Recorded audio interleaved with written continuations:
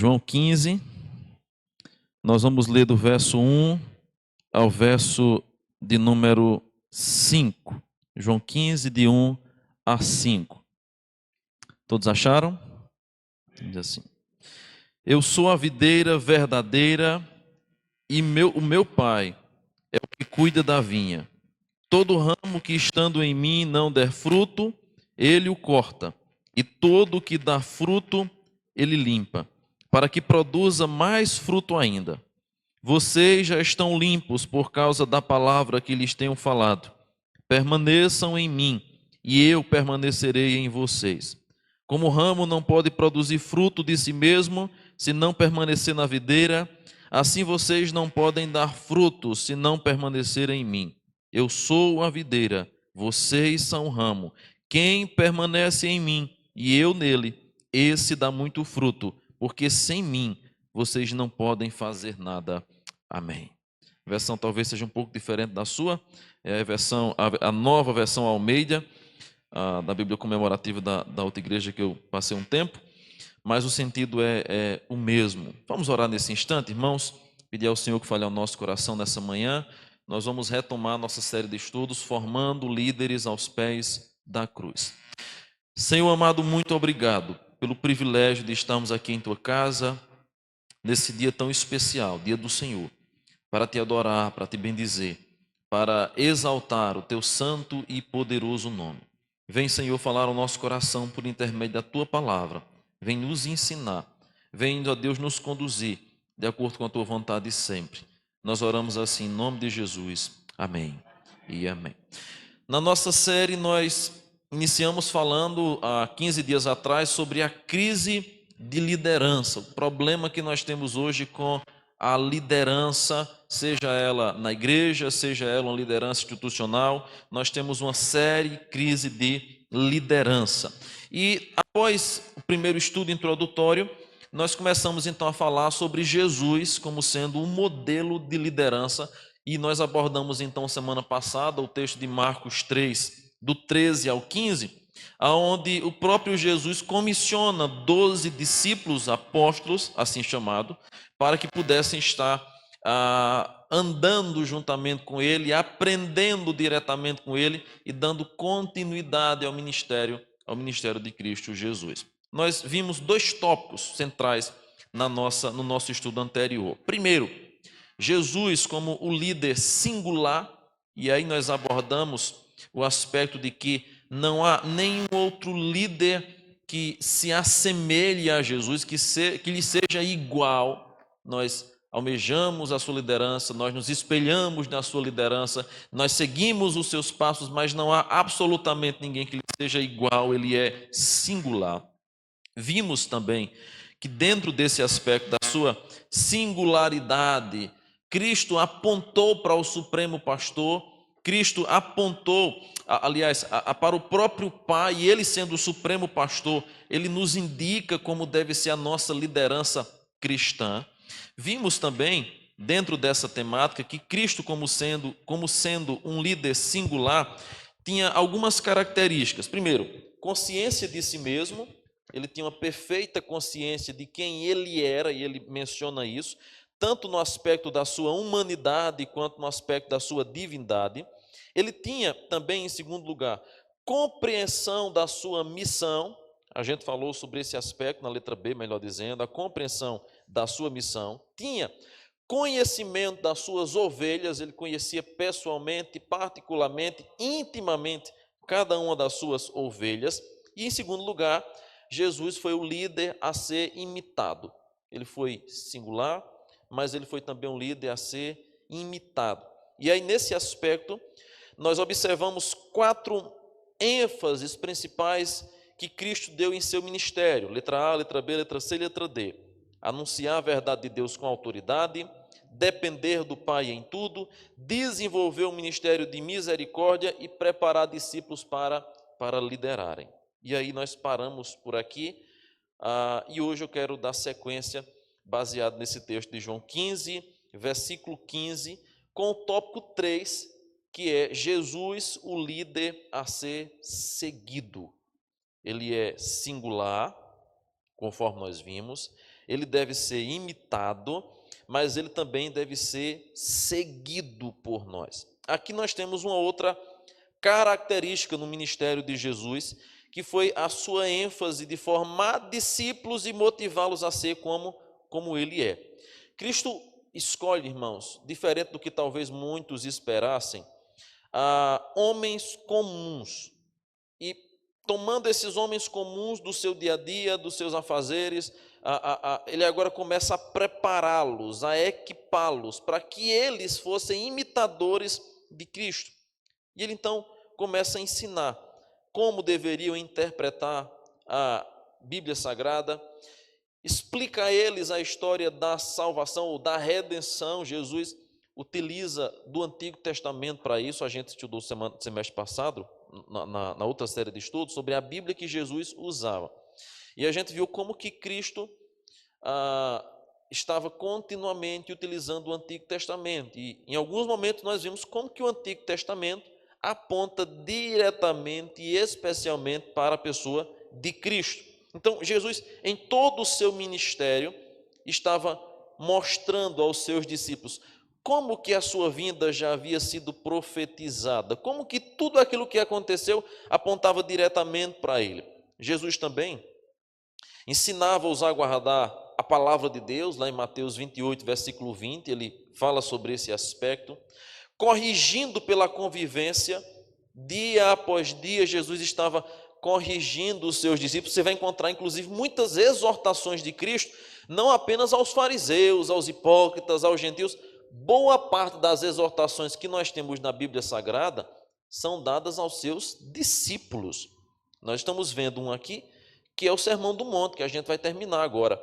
Mas o Sermão do Monte é um sermão voltado exatamente para os seus discípulos. A aplicação ela pode ser muito mais ampla, mas o enfoque principal, a ideia principal do Sermão do Monte, a quem Jesus se dirige no Sermão do Monte, são seus discípulos. E veja que lá Jesus traz uma série de exortações a respeito de como eles deveriam proceder, de como eles deveriam viver. Então Jesus era o líder que estava continuamente exortando, corrigindo, ali organizando a vida daqueles homens que estavam ao seu lado. E Jesus dá muitos exemplos de como isso deveria ser feito. Lembre, por exemplo, aquele momento quando a mulher do fluxo de sangue se aproxima de Jesus e Jesus pergunta quem foi que lhe tocou. Aí os apóstolos acharam que era algo sem importância. Olha, uma multidão está te apertando, porque dizes quem te tocou? Obviamente, Senhor Jesus, muita gente passou a mão em você, muita gente lhe tocou e até lhe empurrou nessa grande multidão que te aperta, pois outro texto vai dizer que a multidão o apertava. Então imagina a cena de Jesus andando apertado no meio de um e de outro, um tropeça querendo dar aquele impulso de querer derrubar sem querer. Veja, a imagem é, muitas pessoas tocaram a Cristo, é claro. Mas por que Jesus então pergunta quem lhe tocou? Aí Jesus insiste naquela pergunta que para os discípulos era algo assim inútil. O Senhor está perdendo tempo com isso. Só que é exatamente aí que Jesus vai dar uma grande lição de atenção para aqueles que por vezes são desprezados. Jesus queria conversar com aquela mulher do fluxo de sangue. Acontece isso com a mulher que foi pega em flagrante adultério, quando Jesus tem um diálogo com ela também, e aonde os demais queriam acusá-lo, Jesus na verdade acaba acusando a todos pelas suas práticas pecaminosas e perdoando o pecado daquelas mulheres. Acontece quando ele, naquele momento, naquele interlúdio que falava com a mulher do fluxo de sangue, chega Jairo pedindo ajuda para a sua filha, lá em Lucas capítulo 8, e Jesus agora dá atenção a Jairo, só que nesse caminho, nesse percurso, ele para conversar com aquela mulher, e a ideia é, Jesus faz coisas que aparentemente são improváveis, mas em todas elas, Jesus estava sempre ensinando. Quando, por exemplo, uma grande tempestade assola o barco dos discípulos, todos ficaram atônitos, desesperados, Jesus estava dormindo. E até com o seu sono, Jesus ensinou aos seus discípulos. Então a gente vai encontrar o ensino de Cristo aos seus discípulos continuamente, em todos os momentos. Ele ensinou sobre a Escritura, mas ele também ensinou como viver em comunhão e de forma piedosa com os homens de oração, dispostos a perdoar e também servir aos outros com humildade. Porque seu ministério seria curto, cerca de apenas 3 anos durou o ministério terreno de Cristo, era preciso um programa de discipulado rápido, prático, intensivo e bem seletivo. O tempo de preparo dos apóstolos de Cristo durou menos que um tempo hoje, por exemplo, de um seminário presbiteriano, que são, no mínimo, 4 anos. No meu caso, foi quase 10, porque eu fiz outro curso e tive um período de experiência, mas bem mais curto do que isso.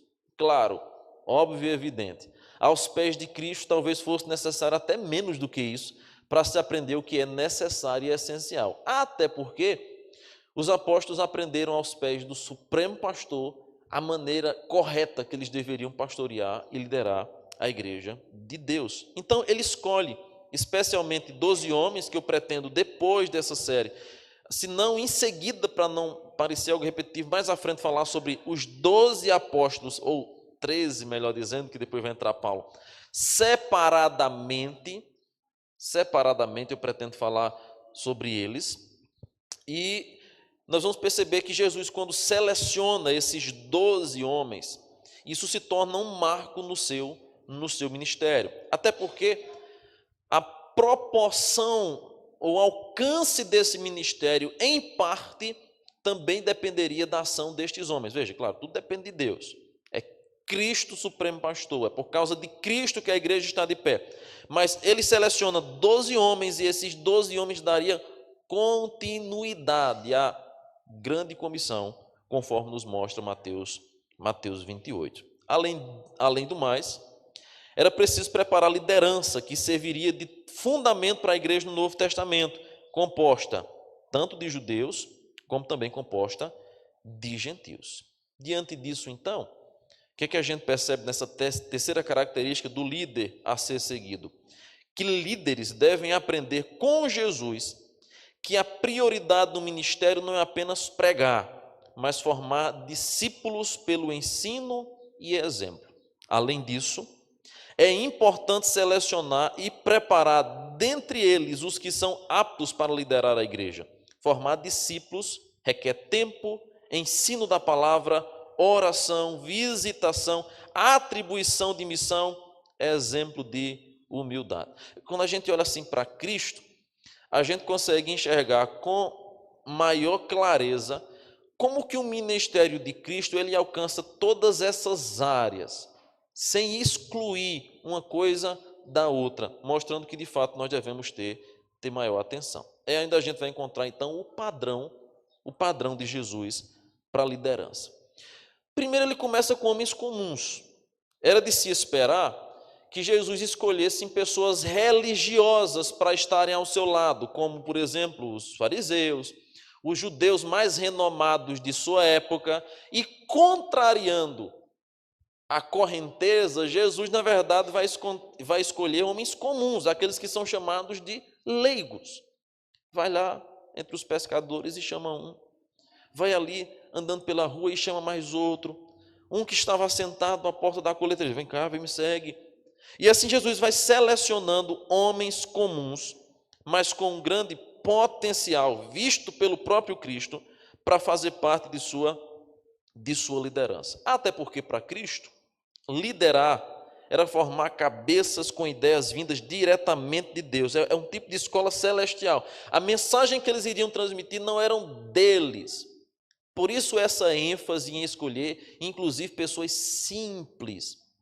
Por que Cristo não escolheu aqueles que tinham maior conhecimento, aqueles mais renomados de sua época, os fariseus mais conhecedores? Irmãos, Cristo queria deixar muito claro que todo o ministério dependeria exclusivamente da sua obra, do seu poder, da sua ação. Não dependeria tão somente do conhecimento destes homens. Porque eu falei isso semana passada, inclusive aqui, na nossa primeira lição. Nós dependemos, irmãos, de Cristo. Nenhum trabalho será feito sem a dependência do Senhor. E veja, é tolo aquele que confia no seu conhecimento. Porque eu conheço, porque isso aqui eu estudei, porque isso aqui eu sei. Nós dependemos de Cristo para absolutamente todas as coisas. Nós só fazemos a obra do Senhor se for na dependência dEle.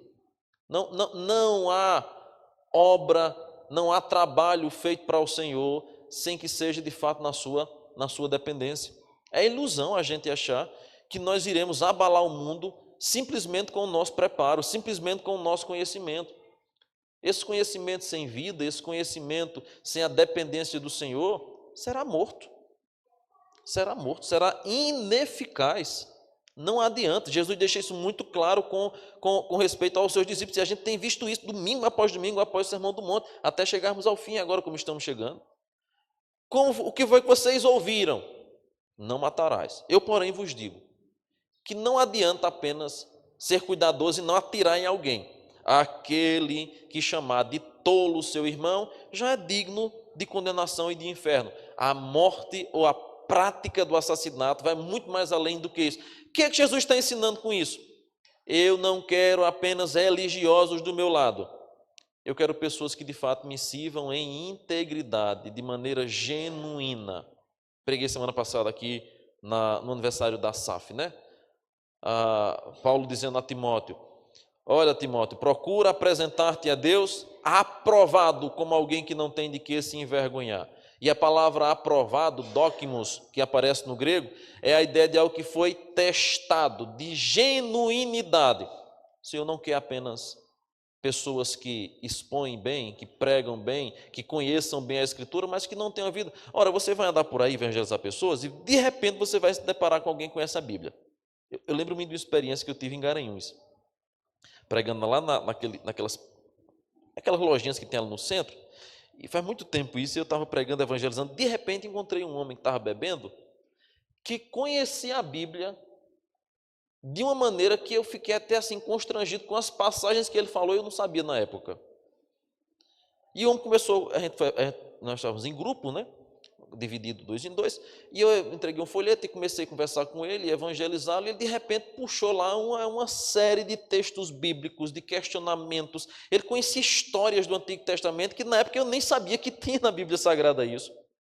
E o homem estava lá entregue às suas paixões, zombando inclusive do Evangelho, falando as razões pelas quais não ia mais à igreja e coisa desse tipo. Você vai encontrar pessoas assim toda hora, que conhecem da Bíblia, que sabem de teologia, mas não é esse tipo de modelo de liderança que Jesus está instituindo.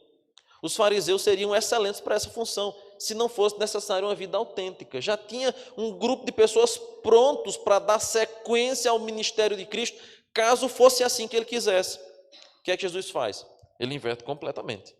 Está chamando pescador, está chamando corretor, está chamando gente de tudo quanto é lugar, para estar junto dele, aprendendo com ele um padrão de ministério divino, baseado na dependência dele. Então, Jesus funda uma escola de discípulos. Essa foi uma escola diferente, porque foi ambulante, eles estavam continuamente andando.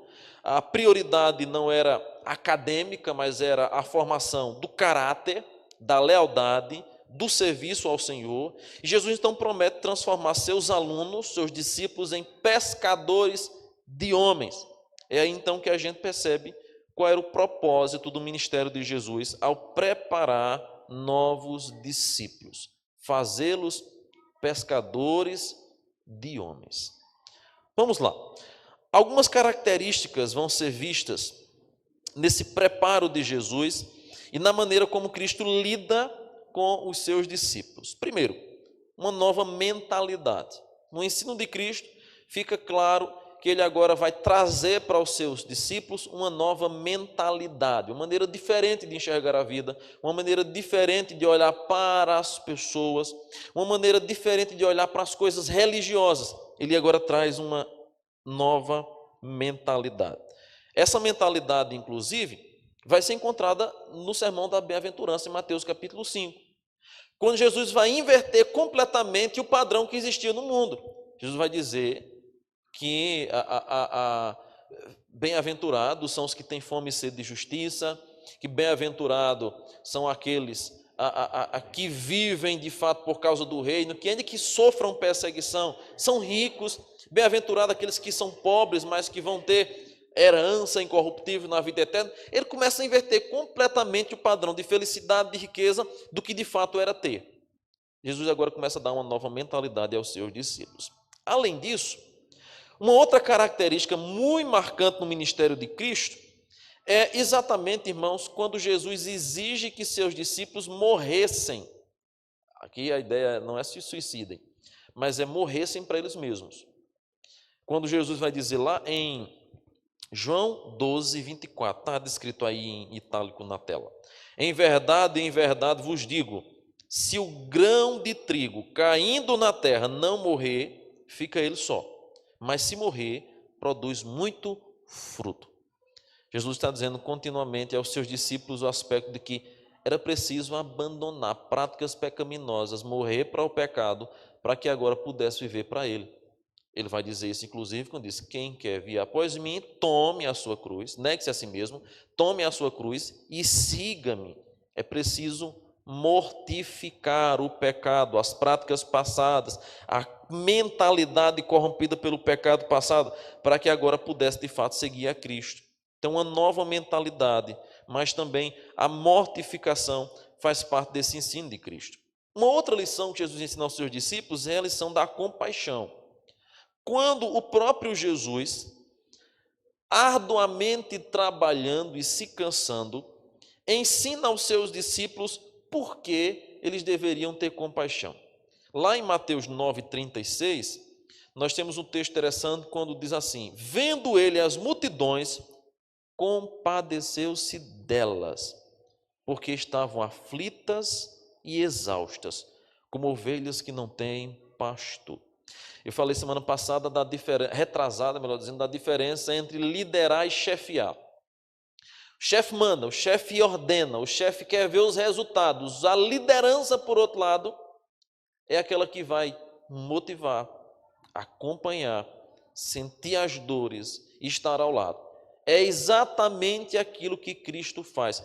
Diz o texto aí que ele compadeceu-se delas, porque estavam aflitas e exaustas.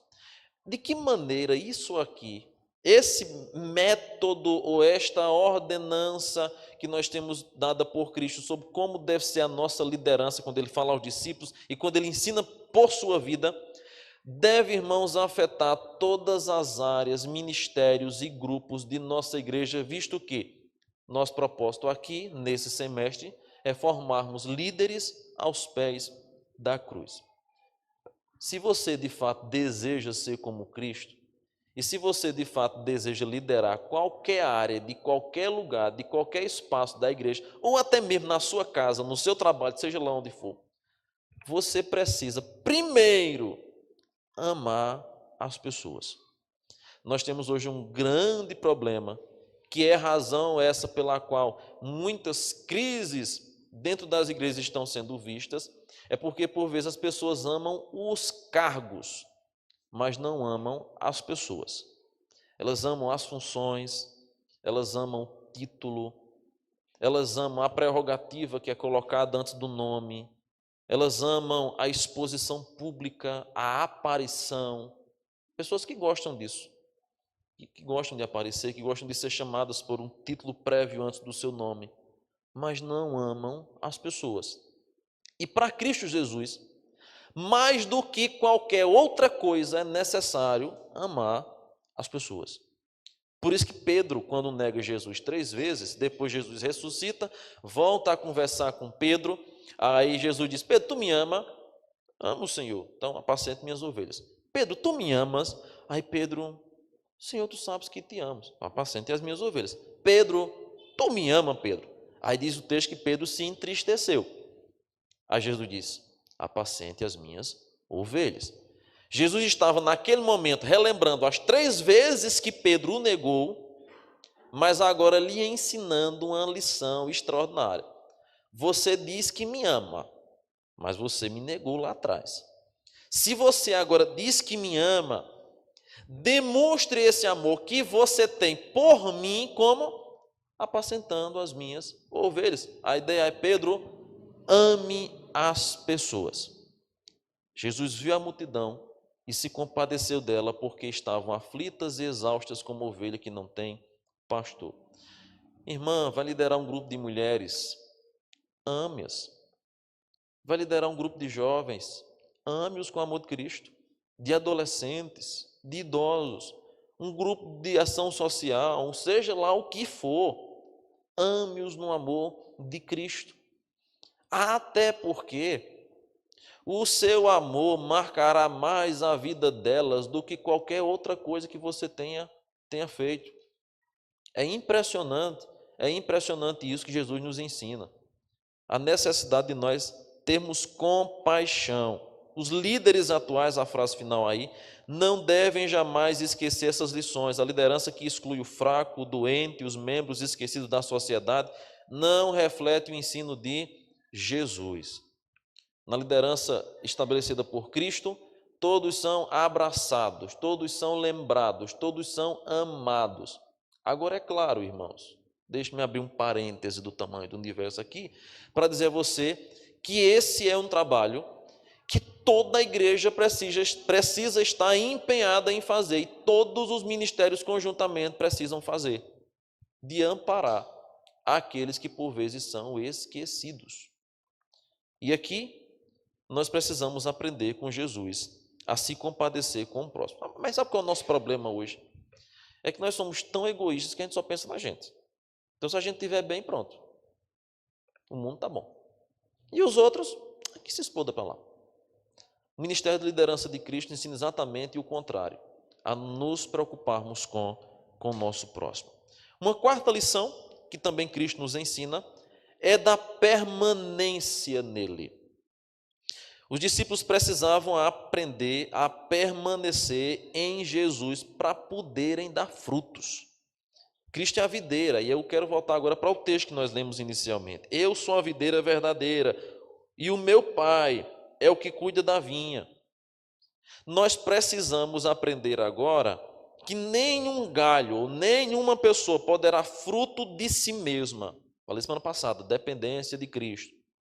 Poder para o trabalho que nós fazemos, o avanço do trabalho que nós realizamos não provém de nós, provém de Cristo, provém do Senhor. Então nós dependemos dele para todas as coisas e para todas as tarefas.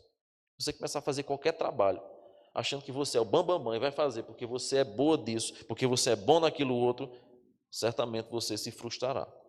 Porque no reino de Deus, disse semana passada, não é o nosso currículo que vai na frente, é a nossa dependência do Senhor. É a nossa dependência do Senhor. Não é por força, não é por violência. As coisas de Deus não se trabalham com metodologias humanas. Veja, nós podemos aplicá-las, nós podemos utilizar como auxílio, é claro. Eis a razão pela qual nossa igreja ela é tão exigente com respeito àqueles que vão assumir qualquer cargo de liderança e que vão ao sagrado ministério. Nós somos de fato exigentes. Nós não negamos a metodologia, nós não negamos a necessidade de preparo, nós não negamos a necessidade de que aqueles que vão liderar tenham consciência disso, estejam aptos diante disso, bem conscientes da doutrina de sua igreja. Nós não estamos negando essa parte, mas por outro lado, nós queremos também observar o aspecto de que nós não podemos ter todas essas demais coisas sem que antes nós tenhamos a dependência do Senhor. De nada valerá. Será em vão a nossa obra. Será tolo o nosso trabalho. Perca de tempo. Então, o que é que significa essa expressão aí, quando Jesus utiliza em João 15:5, que sem ele nós nada poderemos fazer? Quero observar dois aspectos, dentre tantos outros que nós poderíamos ver. Primeiro, que Jesus está querendo comunicar um relacionamento íntimo e espiritual entre o líder e seu Senhor. Nós precisamos estar em contínua, em constante comunhão com o nosso Supremo Pastor.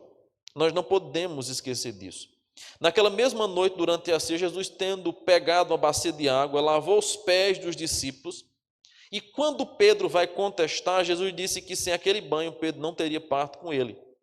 O sentido que Jesus teve ao lavar os pés referia-se tanto ao fato de que ele de fato é aquele que nos limpa, nos purifica de todo pecado, mas ao mesmo tempo mostra o contato que Jesus queria ter com os seus líderes, ao mesmo tempo que também ele ensina um exemplo de humildade. Eu vou lavar os pés de vocês. João Batista, quando foi batizar Cristo, disse: eu não sou digno nem de desatar a sandália dos teus pés. Quem dirá te batizar? Jesus diz: mas é necessário que seja assim. Aí João Batista foi compelido por Cristo a batizá-lo. Pedro não queria sequer que Jesus chegasse com ele com uma bacia. Que coisa, isso é coisa de escravo, isso é coisa de servo. Jesus disse: Pedro, se eu não fizer isso, você não tem parte, nem tem sorte comigo nesse ministério. A ideia é, aqueles que vão caminhar ao meu lado precisam estar em comunhão comigo e aprender a lição da humildade. Lição da humildade. Aqui é um lembretezinho diário que Jesus dá a todos nós. A nossa dependência dele. Quando nós começamos a nos achar qualquer coisa, já era, irmãos. Lembre-se continuamente da passagem de Jesus Cristo. Sem mim, nada podeis fazer. É uma tolice quando alguém começa a se achar que é bom demais. Está condenado ao fracasso. Está condenado à queda. Porque a soberba precede a ruína. Nenhum líder na igreja, nenhum ministério eficaz na igreja será bem sucedido com líderes orgulhosos, soberbos, que se acham alguma coisa.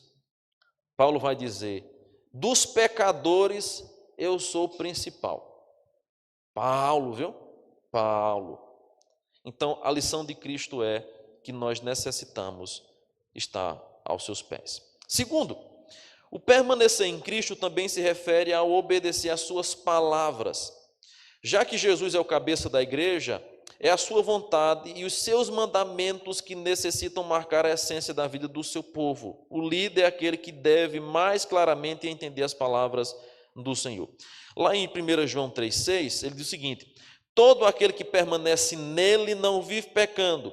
Todo aquele que vive pecando, aí dá a continuação que João dá, certamente é alguém que não faz parte de Deus, não está ligado a Ele, não entendeu a mensagem do Evangelho, de fato não foi convertido, porque aqueles que estão ligados ao Senhor vão se abster do pecado, vão fugir do pecado, não vão tolerar a presença do pecado, vão lutar contra a presença do pecado na sua vida. Líderes frutíferos que permanecem em Cristo demonstrarão repugnância ao pecado para que elas sejam guardadas.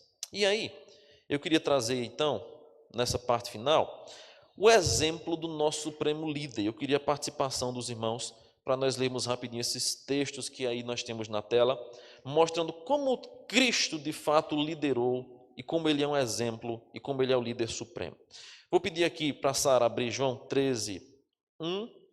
Pedir para a Jamerson abrir João 13, do 12 ao 17. Está com a Bíblia aqui? Pedi ali atrás. A Zenaína, né? Zenaide. João 8, 46. Irmão Júnior, Mateus 23, 13. Mateus 23, 13. Não precisa ler todo não, porque é extensa essa parte. A irmã Clarice, João 2. Não, João 2 já foi, né? Não, foi João 23. João 2, 13. Irmão Enéas, Mateus 26, 39. E irmã Cida, Lucas 9, 18 ao 22. Em ordem sequencial, vamos ler esses textos aí que fala sobre Jesus como nosso supremo líder. Pode ler.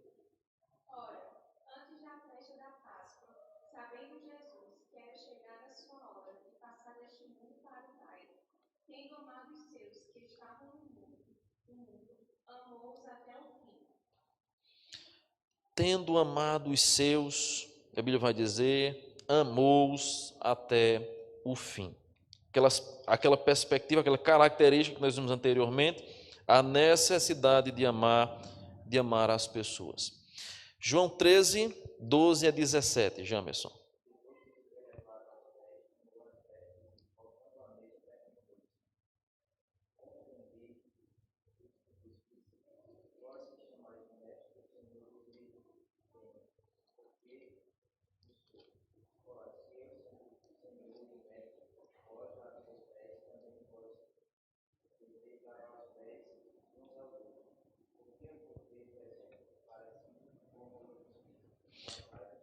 Essa parte aí. Jesus diz: assim como eu lavei os pés dos discípulos, eu vos dei exemplo, para que vocês façam aos outros também. Até aí, já é o suficiente que eu queria. O fato de Jesus ter lavado os pés dos discípulos, ele depois vai mencionar esse aspecto claramente. Eu estou fazendo isso com vocês porque eu vim para servir, não para ser servido, mas para que vocês também façam aos outros. Seguindo, João 8, 46.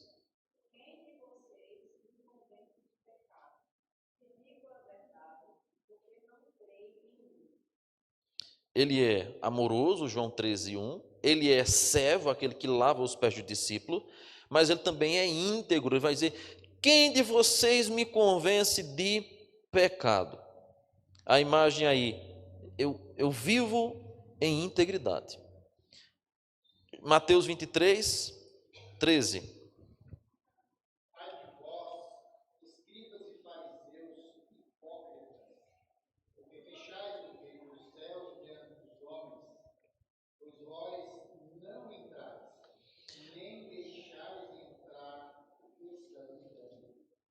Até o verso 29, Jesus vai trazer uma série de recomendação. Ai de vocês, escribas. Não apenas esse texto de Mateus 23, mas tantos outros textos mais nos mostram a coragem e a ousadia de Cristo em combater o falso ensino, em combater aquele que estava na prática do pecado, em afrontar aqueles que estavam vivendo em rebeldia para com ele. Então, nós temos em Cristo amor, serviço e integridade, mas nós temos nele também aspectos de ousadia, de coragem, de confronto com o pecado. Diferente, queridos irmãos, daquele tipo de liderança coach que a gente está muito acostumado a ver hoje em dia, de encorajamento, de impulsionamento. Não, você é o cara, você é isso, você é aquilo outro. Não, você, aquela tapinha no ombro, aquele abraço. Jesus diz: vocês estão falsos. Vocês estão vivendo em pecado. Jesus afronta o pecado com sinceridade e com coragem, mostrando-nos exatamente como deve ser a liderança. João 2, 13, Jesus, o líder zeloso.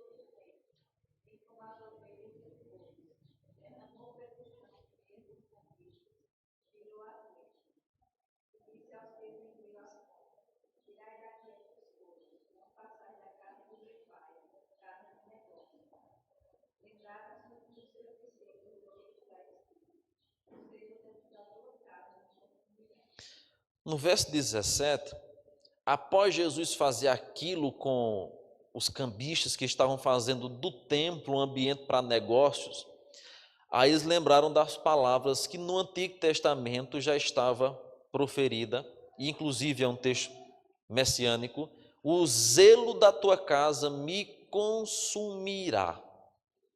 A imagem é que Jesus era zeloso por aqueles a quem ele liderava, zeloso pela casa de Deus, zeloso no seu ministério.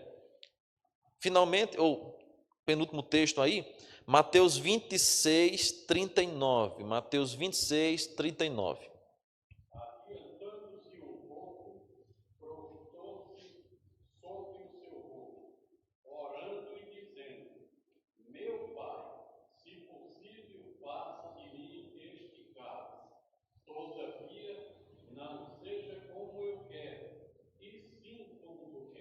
Nós temos aí normalmente a ênfase que é dada à submissão à vontade do Pai, e a gente sempre fala sobre esse aspecto, mas eu quero chamar a sua atenção aqui para o aspecto da fidelidade de Cristo a fazer a vontade do seu Pai. Senhor, afasta de mim, se possível, mas que não seja a minha vontade, seja feita a tua vontade. Eu serei fiel ao Senhor até a morte. E o último texto, Lucas 9, 18 a 22.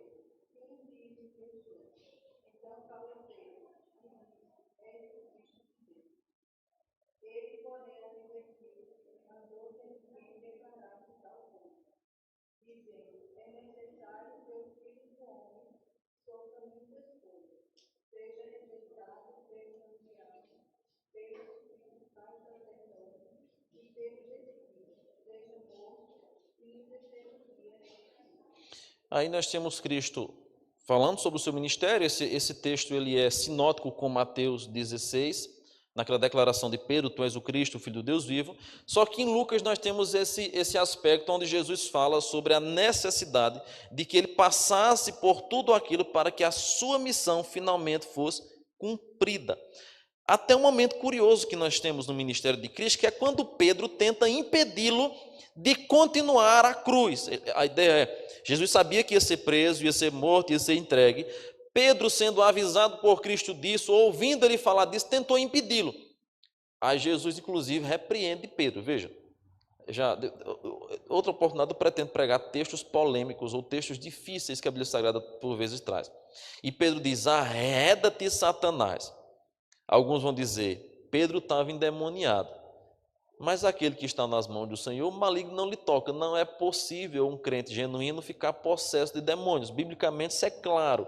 Só que é possível, crente, mesmo temente ao Senhor, por vezes continuar carregando ideologias diabólicas.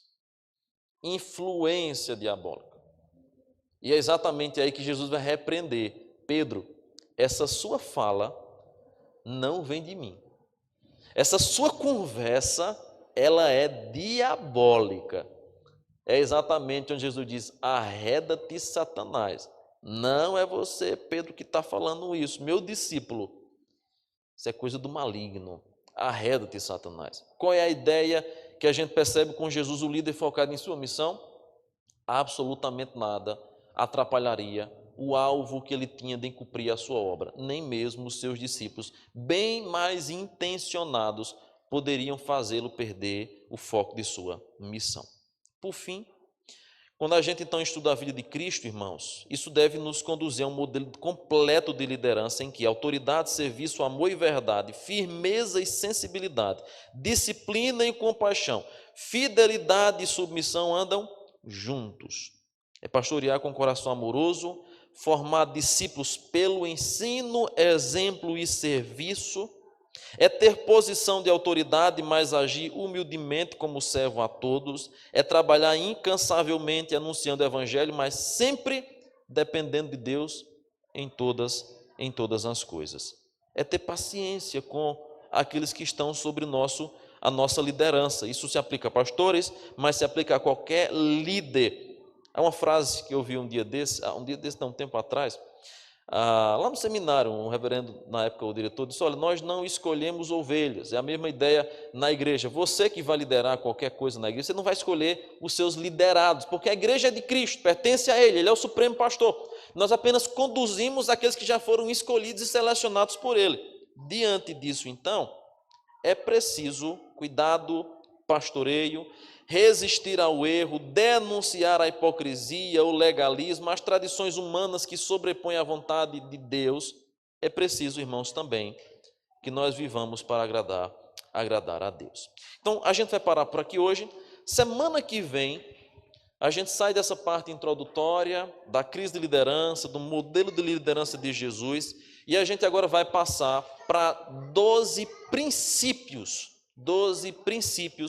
que devem nortear a igreja e a sua liderança. Falar sobre ativismo, falar sobre programações, falar sobre o cuidado, falar sobre as funções. A gente vai abordar várias áreas aqui em pelo menos 12 princípios. Eu preparei 12, um roteiro de 12, mas se houver necessidade de subtrair algum, acrescentar, a gente vai modulando ao longo da nossa série, tá bom? Vamos orar, vamos parar por aqui. Semana que vem esteja presente. Nós vamos dar sequência agora, iniciando de fato alguns princípios de liderança.